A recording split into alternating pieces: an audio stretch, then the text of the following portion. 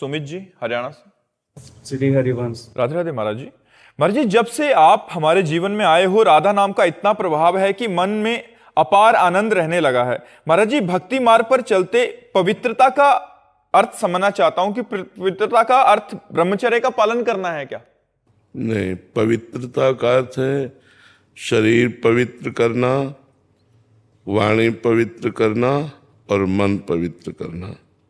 शरीर पवित्र, जैसे आप शौचालय गए तो उतने ही वस्त्र पहन करके जाइए जितने धो सकते हो, नहीं तो आजकल तो बंद व्यवस्था है। आप शौच हुए, स्नान किए, अंगोछे से पोछा और फिर अपने कपड़े धारण कर लिए।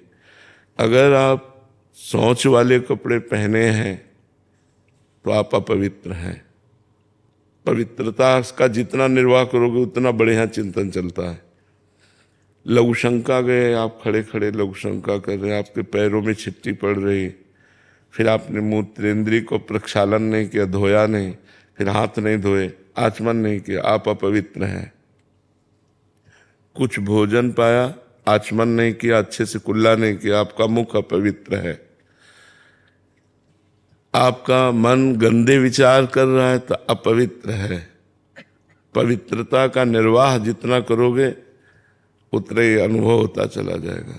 अब जैसे हमें भोजन पवा दिया जाए तो हम पता चल जाएगा कि बनाने वाला क्या सोच रहा था, कैसे बना रहा था। पर हम वस्त्र पवित्र, सब पूरी पवित्रता का निर्वाह, तो तुरंत पता चल जाएगा।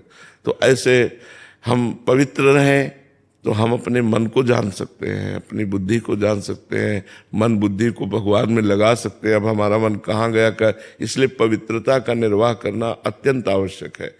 ब्रह्मचर्य यम नियम में आता है, संयम में। ब्रह्मचर्य और पवित्र करता है।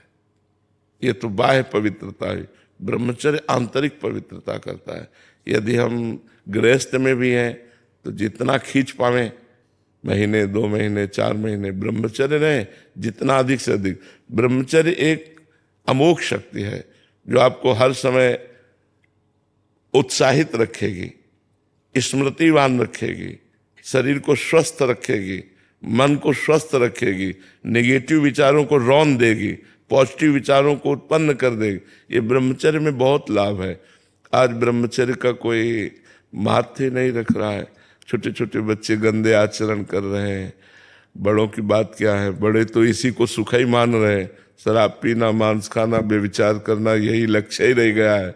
कोई बिरले ऐसे हैं जो इससे हट करके थोड़ा आत्मानंद, भगवदानंद, सत्संग की तरफ चल रहे हैं, तो कुसंग की तरफ ही जा रहे। शराब पीना, ये करना, वो करना, गंदे आचरण करना। तो हमें लगता है कि अगर हम शरीर पवित्र रखें, मुख पवित्र रखें, वाणी से किसी को गलत न बोलें, मन से गलत विचार न करें, ब्रह्मचर्य रहें, पवित्र भोजन पावें, तो अभी देखो आपको इतने में ही आनंद आने लगेगा।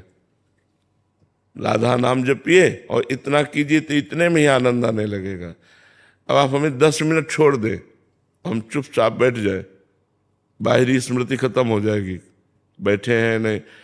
अब अपवित्र रहो, अपवित्र खान विचार, तो भगवान में थोड़ी, भगवान परम पवित्र है।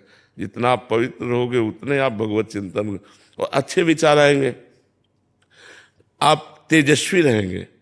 पवित्र, देखो हमारी किडनी खराब है, डायलिसिस होता है। आपको क्या लग रहा है मैं डायलिसिस मैन जैसा हूँ? एकदम जोशीले, उत्साह, एकदम फिट। संयम नियम से चलो अपनी दिनचर्या और भगवान में चित्त को जोड़ो तो शरीर माना पीड़ा युक्त है, कष्ट युक्त है, पर मन में आनंद है। और मन में आनंद नहीं है, शरीर स्वस्थ है, तो आप क्लेशित है। इसलिए सबको चाहिए पवित्रता का निर्वाह करना, उचित पवित्रता का निर्वाह करना। उन्होंने झगड़ा करो कि मैं क्यों छू लिया, ये सब पवित्रता का मतलब दूसरे को हे देखना नहीं है। दूसरे को हे नहीं देखना है, अपने को पवित्र रखना है, अपने विचारों को पवित्र रखना है। तो पवित्रता का तात्पर्य शरीर, मन, वाणी, इससे है जी।